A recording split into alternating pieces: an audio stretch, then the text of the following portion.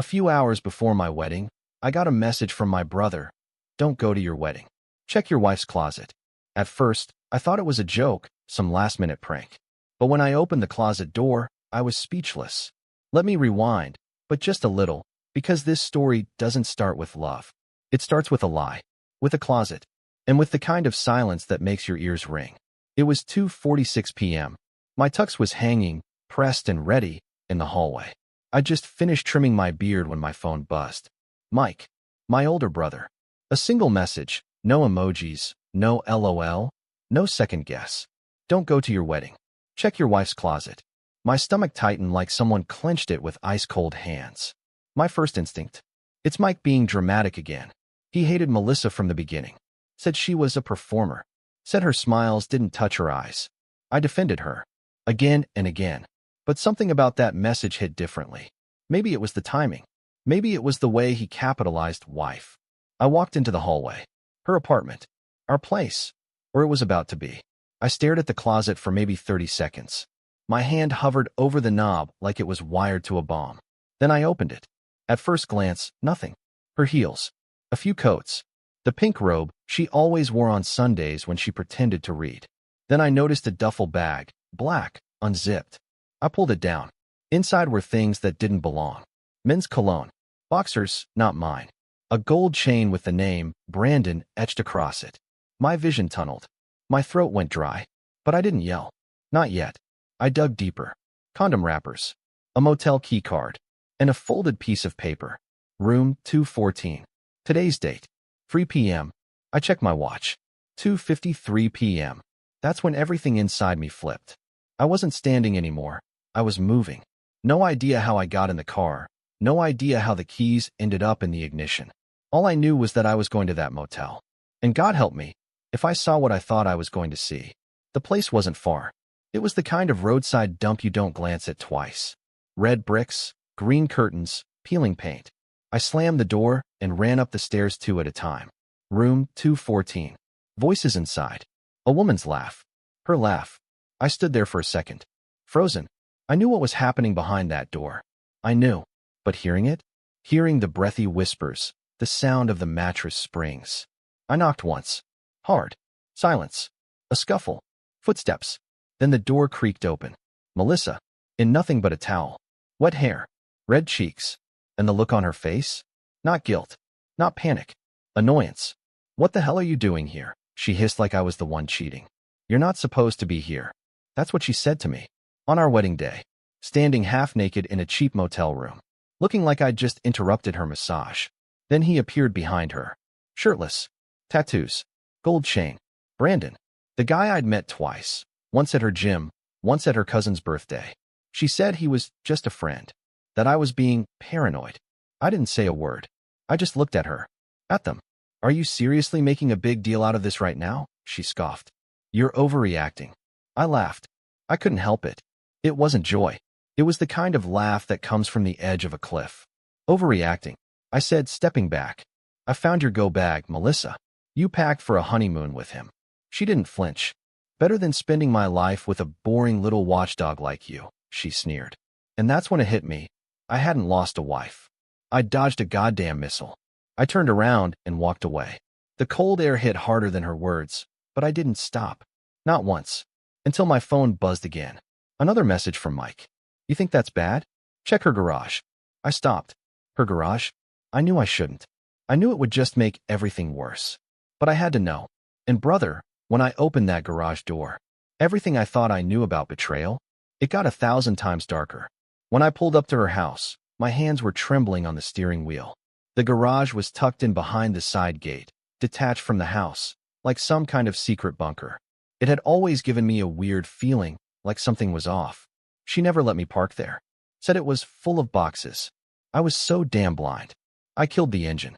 Got out. The wind had picked up, and for some reason, it made everything quieter. Like the world itself was holding its breath. I walked up, reached for the key I still had, slid it into the lock, turned. It clicked. The door creaked open slowly. There was no light inside. Just a single dusty window that caught a sliver of sunlight. And what I saw wasn't boxes. It was a whole damn setup. Mattress on the floor. Red bed sheets. Pillows. a small table, empty wine bottles, candles used, handcuffs, a Bluetooth speaker, her gym bag in the corner, lingerie. It was a full-blown hideaway. She was using our engagement period to build a damn love nest in her garage. That was when I saw the photos, pinned to the wall, dozens of them. Her and Brandon. Her and some other guy I didn't even recognize. All shirtless. Some stills from videos. My heart dropped into my stomach when I saw one with her wearing my shirt, the one I lost last summer, and she swore she hadn't seen. She wore it for him. I felt sick. My stomach twisted. My legs buckled. I sat down on a crate, my breath coming in ragged gasps. Everything I believed, everything I thought was real, was a stage, a performance, and I'd been clapping like a damn idiot. I picked up one of the bottles. Merlot, her favorite. She told me she hadn't drunk in months to cleanse before the wedding. Lies. All lies. I left the garage door wide open when I walked out. Let the neighbors see. Let the world see. I didn't care anymore. By the time I got back to my apartment, my tux was still hanging. My best man, Kevin, had called 5 times. I didn't answer. My mom had left a voicemail saying how beautiful Melissa looked at the rehearsal. I didn't listen. I sat on the edge of the bed and stared at the wall for a long time. Then I texted her one sentence. You should probably cancel the venue. She replied instantly. Oh wow. Real mature. That's it. No denial. No apology. No begging. She didn't even ask what I saw. And that told me everything I needed to know. I didn't respond. I couldn't. Because if I did, I knew I'd say something I'd regret. An hour later, Kevin showed up at my place. He had no idea what was going on. He just saw my missed calls and freaked out. I showed him the pictures. His face went white. Bro, what the F? How long? I don't know. Long enough to decorate a garage with it. He put a hand on my shoulder. Want me to call everyone? Tell him it's off. I nodded. That night, I sat alone. No fiancé. No wedding. Just me, my thoughts, and the crushing silence of betrayal. But I wasn't broken. Not yet. Something inside me, some part of me I didn't know was even alive, was starting to burn. And it wasn't sadness. It was rage. The kind that doesn't scream. The kind that plans. The next morning, I woke up on the couch with my tie still around my neck, half a bottle of whiskey on the floor, and a voicemail from Melissa. I didn't want to hear her voice. I hated that I still recognized it as something that used to make me feel safe. But I pressed play. Look, this is just stupid, she began, her voice calm, annoyed, fake. You're acting like some kind of victim, and it's pathetic. If you were more of a man, maybe I wouldn't have had to find someone who actually made me feel alive. You ruined everything because of your insecurity. So congrats. Then she laughed. She laughed. The sound went through me like a blade. I deleted the message before she could finish, got up, splashed cold water on my face, and stared at my reflection. I didn't see a groom who got left behind. I saw a man who was done being fooled. I called Mike. He picked up immediately. You good? He asked. No, but I need to know everything. There was a pause. Then he told me. He'd followed her once, a couple months back. Said he saw her outside the gym, getting into Brandon's car. They didn't go to a restaurant or a movie. They went straight to that motel. He tried to confront her that night, but she blew him off. Stay out of it, Mike, she had told him. It's not your business. He kept it to himself, hoping I'd figure it out before it was too late. But the wedding date came fast, and when he saw the pattern repeating, the weird texts, the missed calls, the overnight girls' trips, he couldn't stay quiet. So he sent the message. He saved my life. That afternoon, I drove to her place. I didn't knock. I still had a key. She was home, in a tank top and shorts, eating cereal like nothing happened. She looked up, rolled her eyes. Oh, you again. I shut the door behind me. Don't worry. I'm not here to win you back, I said. I just need to hear it. From your mouth. She gave me a smug little smile and leaned on the counter. Fine. You want it. I never loved you. You were a stepping stone. You were sweet, harmless, had a decent job, and, at the time, you looked like a safe bet. I stayed silent. My hands balled into fists, but I didn't move. Brandon, she said, as if reading my thoughts. He gave me attention. He made me feel good. Not like you. Always watching. Always worried I'd leave. Guess what? You were right. I didn't flinch. Who else? I asked. She laughed. Please. You think it was just Brandon? You're dumber than I thought. Something inside me snapped. Not violently. Not with shouting. But in a colder way. I pulled the folder from my jacket, and placed it on the table. "What's that?" she asked. "Photos. From your garage. From your motel dates. From your texts. All of it. I had copies made. I figured Brandon might like to know how many side acts were playing in his little drama." She stood up, face turning pale. "You wouldn't." I stared right through her. "Try me." Then I pulled out another paper. A legal one. Annulment. Filed this morning. Her eyes narrowed. "You really think you're going to come out of this looking good?" "I don't care how I look. I care that you're out of my life." I turned around, walked out, and slammed the door harder than I ever had before. As I walked to my car, I saw her neighbor, Mrs. Turner, standing at her mailbox. She raised her eyebrows. "Wedding's off, I take it." I nodded. She gave me a sad smile. "Took you long enough, honey." That hit harder than I expected. And it wasn't even noon yet. I didn't go home after that. I drove. For hours. No destination. Just street after street, trying to outpace the sick feeling in my gut. The kind of feeling that crawls under your ribs and settles in like it owns the place. I ended up in some gas station parking lot off the highway. The kind of place where no one asks questions and everyone's just trying to be invisible. I sat there with the engine running, watching people come and go. Families. Couples. A teenage girl laughing with her dad while they filled up on snacks. For a second, I thought about the version of my life that was supposed to exist today. A wedding. A wife. Vows. Dancing. Maybe tears, but the good kind. Instead, I had handcuffs in a garage, motel key cards, and a woman who looked me dead in the face and said she never loved me. Like it was nothing. I punched the steering wheel. Not once. Not twice. I hit it until my hand went numb.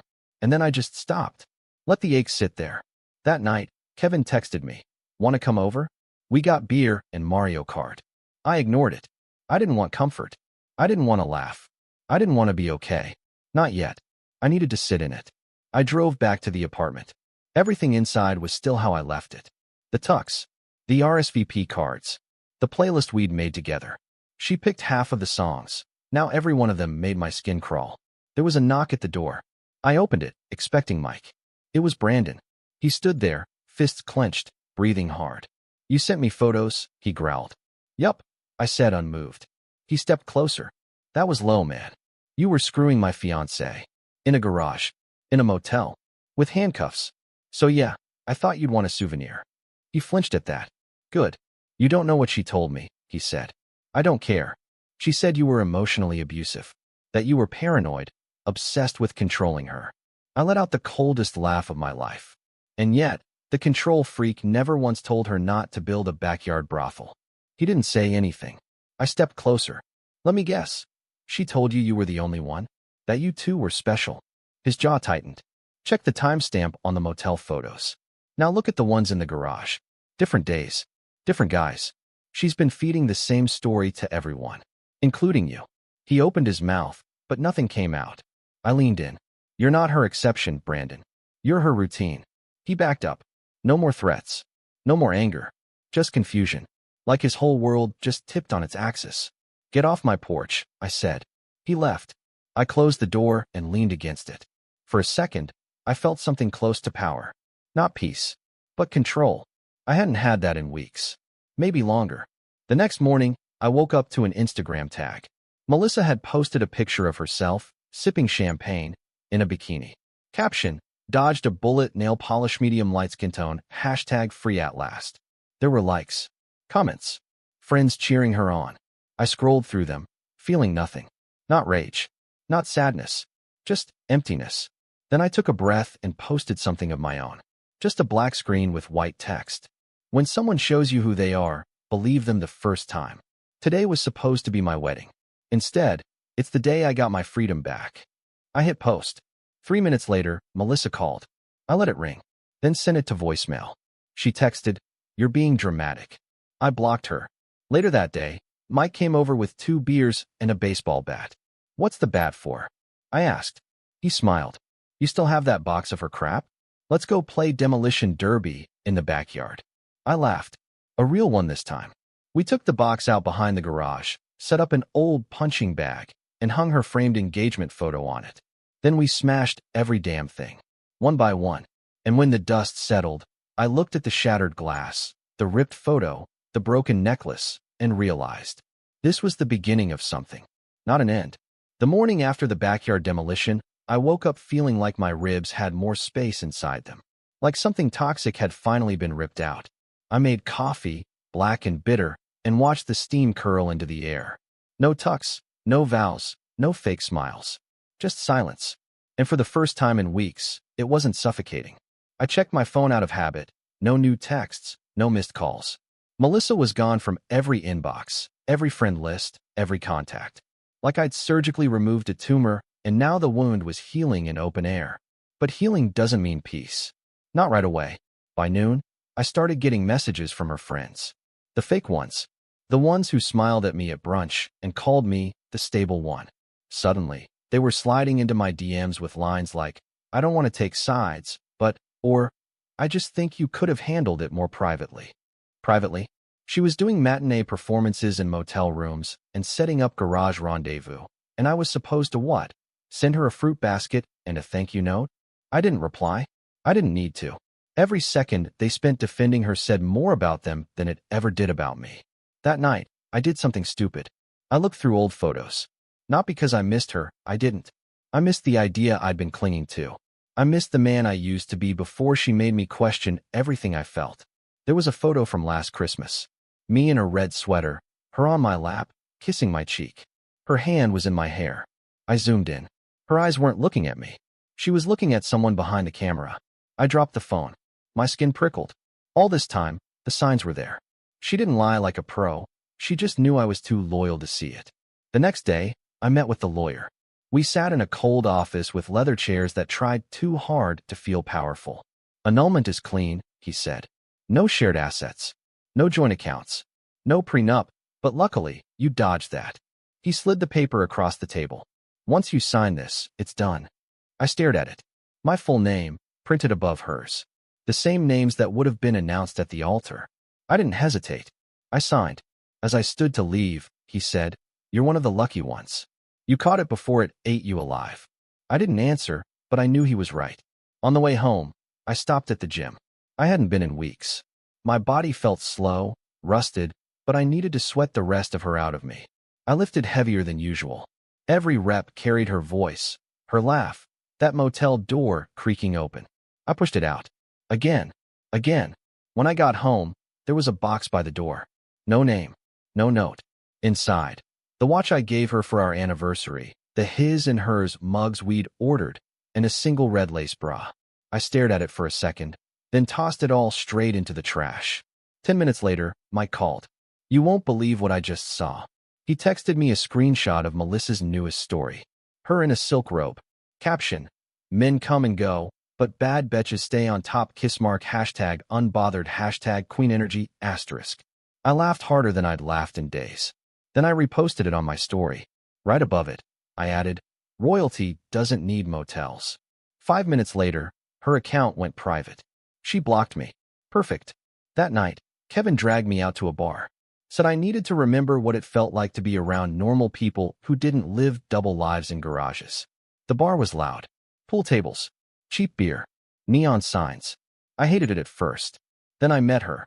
A bartender named Haley. Sharp eyes. No bullshit *T. She made me laugh twice in 10 minutes and didn't ask me what I did or why I looked like I'd been emotionally tasered. She just served the drinks and kept the sarcasm flowing. When I left, she said, "You look like a guy who's been hit by a freight train." I smirked. More like dragged under it. "Well," she said, tossing me a napkin with her number. "If you ever crawl out from under, give me a call." I didn't promise anything. I didn't make a move. I just nodded and left. But for the first time in a long time, the night didn't feel cold. A few days passed. No more calls. No messages. Nothing from Melissa. The silence was no longer heavy. It was golden. The wedding guests had stopped texting. The flowers had been canceled. The refund for the venue was already processed. Everything tied to her was dissolving, piece by piece. And the weirdest part? I wasn't mourning it. I was watching it burn like old garbage on the curb. One afternoon, I came home from work to find a car parked in my spot. It was hers.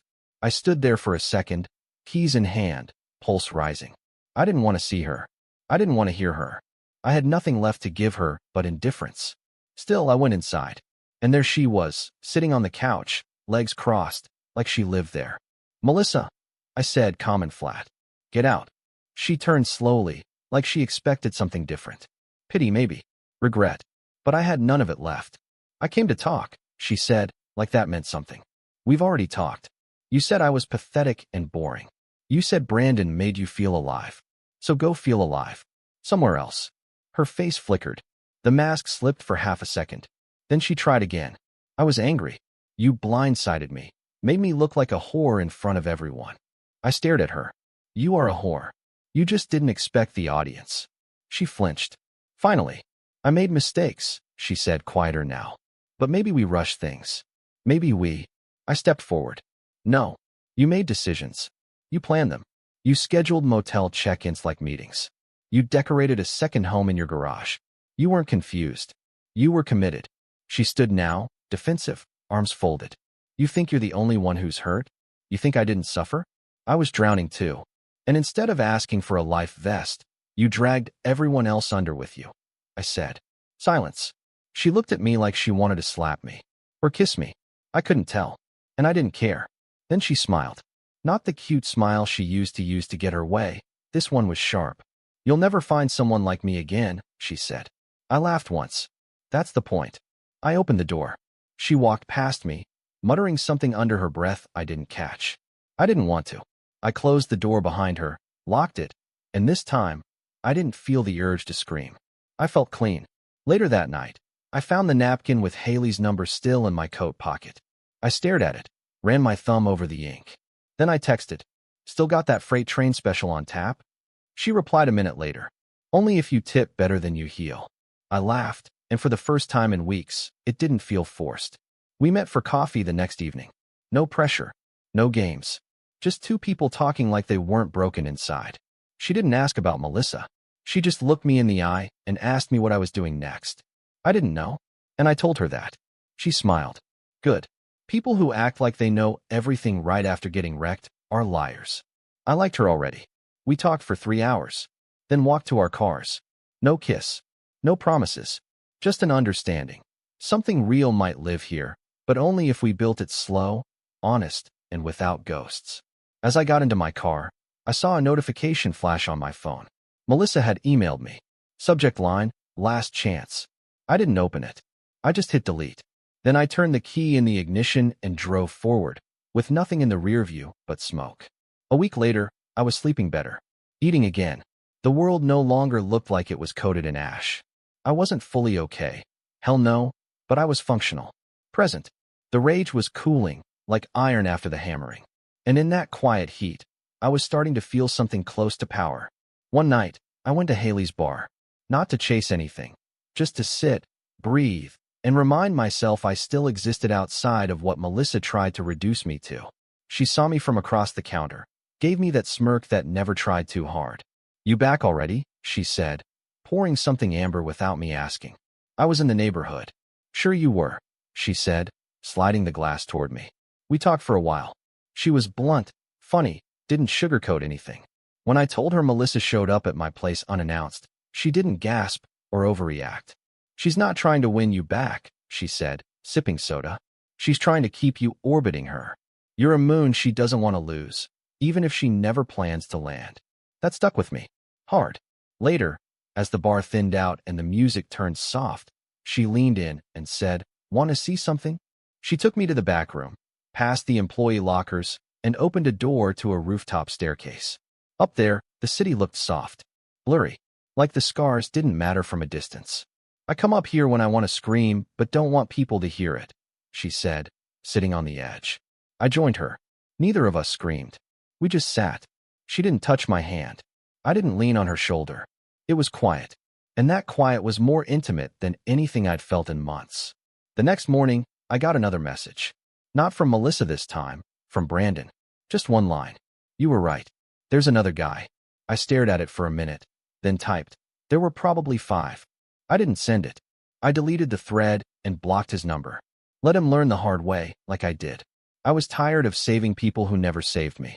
Later that day, I stopped by my brother Mike's place. He was grilling in the backyard, music blasting, beer already flowing. He handed me a cold one before I even said hi. "You look less dead," he said. "Feel less dead." He paused. So, you still think about her? I took a sip, stared at the fire. Only when I remember what she almost cost me. He nodded, not pushing. Then he said, you know what I keep thinking about? That day you called me, told me you opened the closet. I've never heard your voice like that. Like something inside you cracked. I remembered it. I remembered the way my throat closed, how my hands shook, how every part of me wanted to vomit or punch something or disappear. That wasn't me cracking, I said. That was me shedding something I should have never carried. Mike smiled. Good. Because if you ever take her back, I swear to God, I'll throw you in that garage myself. We laughed. It felt real. When I got home that night, I saw it. A small envelope under my door. No name. Just, I'm sorry, written on the front in her handwriting. I stared at it for a long time. Then I lit it on fire in the sink. Watched the flames eat it letter by letter. No more conversations. No more explanations. No more chances. A month later, I stood in the mirror and didn't recognize the man staring back. Not in a bad way. The dark circles under my eyes were gone. The tension in my jaw had faded. There was still some weight in my chest, but it wasn't grief anymore. It was fire, focus, clarity. I looked like someone who had been to hell, sat with the devil, and came back with a new set of rules. Melissa was a ghost now, not the kind that haunts, but the kind you barely remember when you wake up. She existed somewhere in the past, like an old wound that no longer itched. I didn't check her socials, didn't ask mutuals about her. The chapter was closed, sealed, and buried with the rest of the lies. One night, I walked into Haley's bar again. She smiled without surprise. Was wondering when you'd be back. I sat at the counter. She poured the usual. Still no questions. Just presence. We talked. Laughed. At one point, she looked at me and said, you know, you don't flinch when you talk about her anymore. I thought about it. She was right. She's just a lesson now, I said. And what did she teach you? I finished my drink, leaned back, and let the words come naturally. That you don't lose anything real when someone fake walks away. That love isn't performance, it's presence. That anyone who makes you feel paranoid for trusting your gut is the one with something to hide. Haley raised her glass. To gut instincts. We clinked, drank. After we closed down the place, we went up to the roof again. This time, she sat closer. Still no promises. No declarations. But something hung in the air between us. Honest. Warm. Quiet. A few days later, I finally cleaned out the last of Melissa's stuff.